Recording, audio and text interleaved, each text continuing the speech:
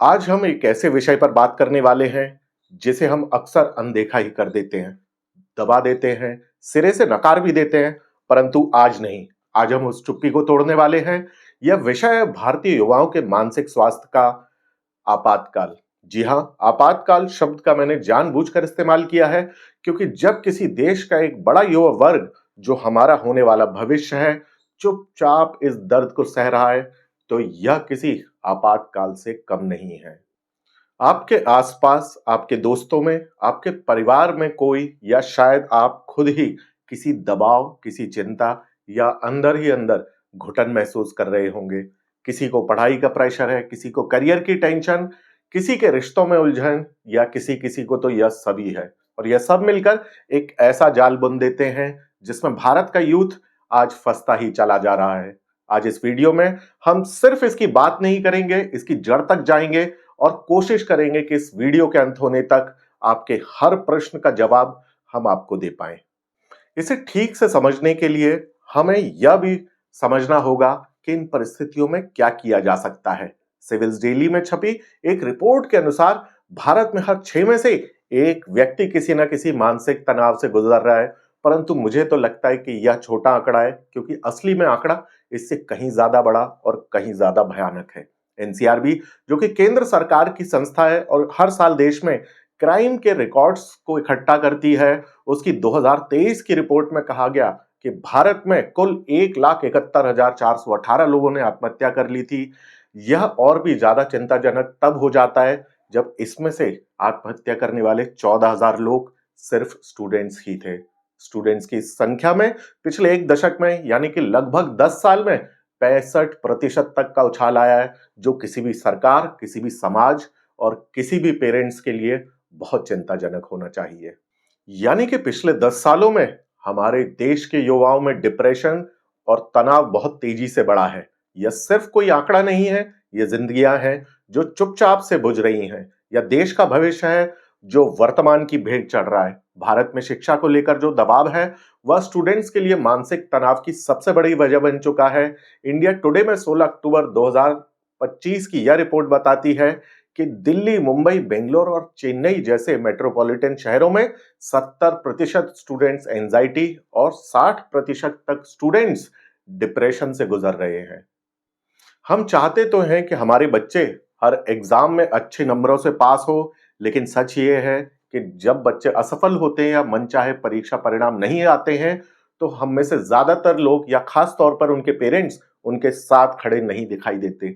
इसलिए स्टूडेंट्स बहुत सारा टाइम सोशल मीडिया पर गुजारने लगते हैं। इंस्टाग्राम की फीड पर सब कुछ परफेक्ट दिखाई तो देता है, लेकिन रियलिटी कुछ और ही होती है, जो कि सच तो बिल्कुल ही नहीं है। स्टूडेंट्स आजकल परफेक्ट बॉडी, परफेक्ट करियर और परफेक्ट रिलेशनशिप के दबाव में है, परंतु इसकी सच्चाई यह है और जिंदगी की सच्चाई भी यह है कि परफेक्ट ना कभी कुछ होता है और ना ही परफेक्ट कभी कुछ हो पाएगा। अनएम्प्लॉयमेंट आज इस देश में रिकॉर्ड स्तर तक पहुंच गया है। आज लाखों की भीड़ में बच्चे हर साल कॉलेजेस से पास आउट होते हैं, परंतु उनमें से बहुत कम चंद बच्चे ही ऐसे होते हैं जिनको उनकी क्वालिफिकेशन के अनुसार जॉब मिल भी पाती है। ऐसा नहीं है कि इसका सॉल्यूशन नहीं है, पर इसके बारे में हम आगे बात करेंगे। अभी हम वर्तमान की बात करते हैं। हमारे समाज में आज एंजाइटी, डिप्रेशन इतनी बड़ी समस्या बन चुका है, फिर भी हम इसके बारे में बात करने में झिझकते हैं। ज्यादातर लोग समझ ही नहीं पाते कि इसके बारे में किससे बात की जाए, क्या बात की जाए और बात की शुरुआत कैसे की जाए। हम में से ज्यादातर लोग यह भूल ही चुके हैं कि हमारा दिमाग भी शरीर का एक हिस्सा ही है। अगर आपका पैर टूट जाए तो क्या आप डॉक्टर के पास जाने में शर्माते हैं?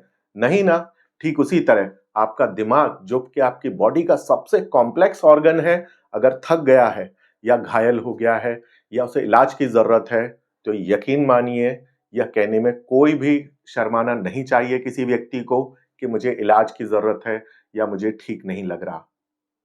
हमें समाज के रूप में इस स्टिग्मा को तोड़ना ही होगा। अपने दोस्तों, परिवार के साथ साथ अपनी भावनाओं के बारे में बात जरूर करें। मैं ठीक नहीं हूं कहने में कोई हिचक नहीं होनी चाहिए, क्योंकि यह एक शुरुआत है जो आपको बेहतर बना सकती है और मानसिक रूप से बेहतर फील करा सकती है। इसका एक पहलू यह भी है कि अगर आपका कोई करीबी आपसे बात करना चाहता है तो उसकी बात को बिना जज किए ध्यान से सुने। अगर आप दूसरे की बात सुनते हैं तो उसका एक फायदा आपको यह भी होगा कि इससे आपकी इमोशनल इंटेलिजेंस स्ट्रांग होगी और सामने वाले व्यक्ति को अपना स्ट्रेस बर्स्ट करने का मौका मिल जाएगा।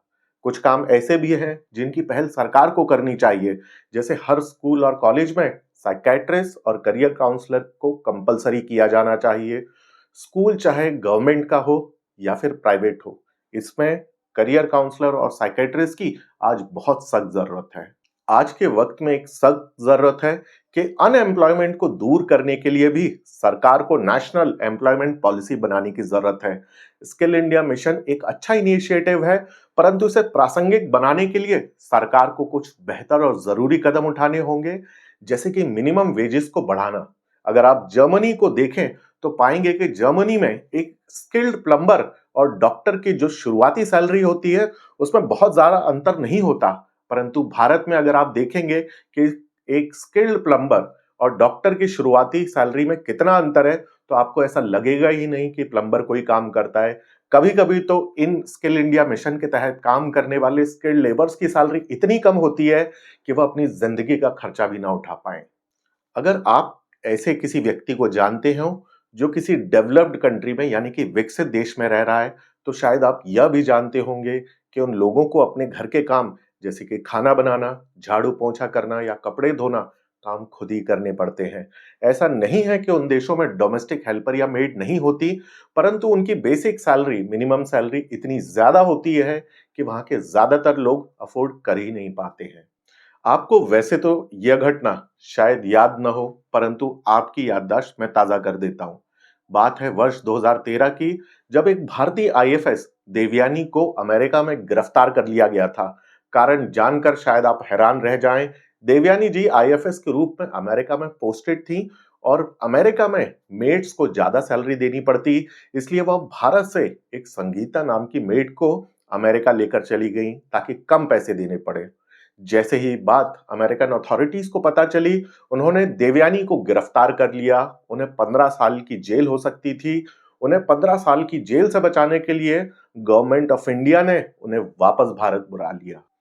क्या आप सोच सकते हैं कि भारत में कभी ऐसा हो सकता है कि किसी रसूखदार आदमी को इसलिए गिरफ्तार कर लिया जाए कि उसने अपनी मेड को या नौकर को सैलरी कम दी हो? भारत में पे डिस्पैरिटी इतनी ज्यादा हो चुकी है कि तनाव, गुस्सा जैसी चीजें कभी कभी तो स्वाभाविक से लगने लगती हैं और इसका सिर्फ और सिर्फ इलाज भारत सरकार ही कर सकती है। परंतु मुझे नहीं लगता कि भारत में कोई भी पॉलिटिकल पार्टी के एजेंडे पर यह इशू कभी रहा है या आने वाले समय में जल्दी हमें दिखाई देगा। तो ये जानने की कोशिश करते हैं कि हम व्यक्तिगत रूप में इन परिस्थितियों से उभरने के लिए क्या कर सकते हैं। हम में से ज्यादातर लोगों को ऐसा लगता है कि बचपन, स्कूल या कॉलेज के दिन कितने ही अच्छे थे। वह इसलिए नहीं कि तब कोई प्रॉब्लम नहीं थी, परंतु एक असली सच्चाई उस समय की ये है कि उस समय हमारे फ्रेंड्स रील पर नहीं बल्कि रियल होते थे। तब हमारे पास हॉबीज होती थी, हम स्पोर्ट्स में इन्वॉल्व होते थे, चाहे हम रोड पर अपने चार दोस्तों के साथ प्लास्टिक की बॉल से क्रिकेट क्यों ना खेल रहे हों, परंतु हम फिजिकल एक्टिव होते थे। इसलिए हम सभी की कोई ना कोई हॉबी जरूर होनी चाहिए। जैसे कि मेरे पास अब क्रिकेट खेलने वाले दोस्त नहीं बचे हैं, तो मैं साइकिल चलाने लगा हूं कुछ सालों से। बुक्स पढ़ना एक अच्छी हॉबी हो सकती है, परंतु बुक्स पढ़ने के साथ हमारी यादें जो हैं वो स्कूल और कॉलेज की हैं, जब हमें पर्टिकुलर बुक, पर्टिकुलर सिलेबस एक पर्टिकुलर टाइम में खत्म करना होता था, प्रेशर होता था और उनमें से कुछ ऐसी चीजें होती थी जिन्हें हमें पढ़ने का मन भी नहीं करता था। तो अगर आप बुक्स को या रीडिंग को हॉबी बनाना चाहते हैं तो किसी भी टॉपिक को पढ़ें, दुनिया में कोई भी टॉपिक पढ़ लें। हो सकता है आपको कुकिंग पसंद हो सकता है आपको चेस खेलना पसंद हो, क्रिकेट खेलना पसंद हो, आपको ड्राइंग पसंद हो, फैशन डिजाइनिंग पसंद हो, किसी भी टॉपिक पर बुक उठाकर पढ़ना शुरू कर दीजिए। पढ़ना दो चीजें आपके अंदर बेहतर बनाएगा, आपके अंदर का कंसंट्रेशन इंप्रूव करेगा और आपके अंदर पेशेंस जगाएगा, और ये दोनों ही चीजें आपके जीवन में बहुत काम आएंगी। आज के डिजिटल युग में से ज्यादातर लोग कम सोने लगे हैं, जिसके कारण हम कई बार थका हुआ महसूस करते हैं। मानिए अपने सोने का समय बढ़ाएं। अगर आप 6-7 घंटे सो रहे हैं तो भी उसे बढ़ाएं। इसे 8 कर देखिए। जब हम ज़्यादा सोते हैं और साथ में एक्सरसाइज भी कर रहे होते हैं, तो हमारी बॉडी एक एंडोर्फिन नाम का हैप्पी हार्मोन रिलीज करती है, जो हमें स्वस्थ रखने में मदद करता है। कोशिश कीजिए अपने फ़ोन और कंप्यूटर से थोड़ी दूरी पैदा करने की।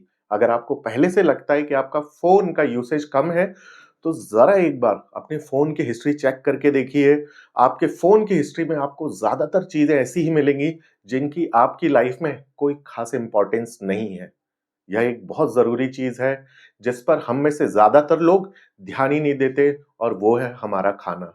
हम ज़्यादा से ज़्यादा औसत रूप से एक आम व्यक्ति के रूप में, आम सिटीज़न के रूप में एक्सरसाइज़ दिन में 1 बार करते हैं, परंतु हम खाना दिन में 2 से 3 बार खा रहे हैं कम से कम। तो जो हम खाते हैं, वो हमारी बॉडी पर बहुत गहरा असर डालता है। आजकल लोगों की खाने की चॉइसेस इतनी ज़्यादा हो चुकी हैं, होटलों का खाना, बाहर का खाना, फ़ास्ट फूड, कोल्ड ड्रिंक, यकीन मानिए इनमें से ज़्यादातर चीज़ें आपको नुकसान करेंगी। इस विषय में एक बहुत खूबसूरत किताब है, इकिगाई करके। अगर आप चाहें तो इंटरनेट पर ढूँढिए, शायद हो सकता है सॉफ्ट कॉपी मिल जाए। मैंने तो हार्ड कॉपी खरीद के पढ़ी थी कुछ साल पहले, परंतु वह जीवन जीने के एक बेहतर तरीके के बारे में है। यह किताब आपकी बहुत मदद कर सकती है अगर आप पढ़ने के शौकीन हैं तो।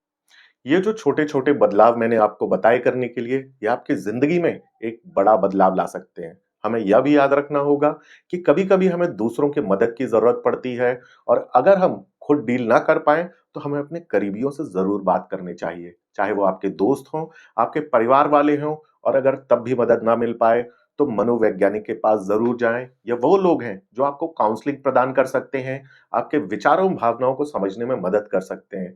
इसलिए अगर आपको लग रहा है कि आप स्ट्रेस से बर्स्ट आउट हैं, ज़्यादा टेंशन में हैं, तो ये बोलने में बिल्कुल ना शर्माएँ कि आप ठीक नहीं हैं या आपको ठीक नहीं लग रहा। हम अगली वीडियो में फिर मिलेंगे, तब तक के लिए स्वस्थ रहें, खुश रहें, और हाँ, साथ बने रहें। मैं हूँ आपका होस्ट रजत सिंह, आपके अपने चैनल शोध के लिए।